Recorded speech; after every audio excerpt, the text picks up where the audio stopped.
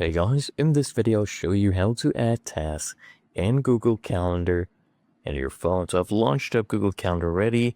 And let's say I want to add a task on the May 20th, right? Go ahead and tap on that. And then you can add a title.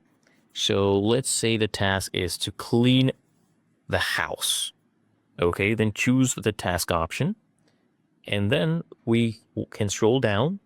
And if I come here, you can choose for whatever email you want the task for.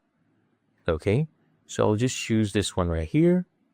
And is it something you do the whole day? If not, toggle this one off and choose a specific time.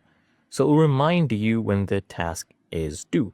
So let's say we want the time to be 3 p.m. Okay, make sure p.m. is toggled off. Unless you want to be cleaning your house at 3 a.m., we'll keep p.m. there. Right? And is it a task that repeats? Is this something you do maybe every day or every week, if that is how you like to clean your house?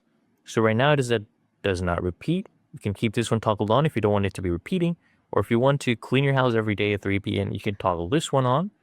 And if you have any details, maybe clean the sink specifically or the attic, right? You can add that as well. So I'll go ahead and save this. We have our task on the May 20th.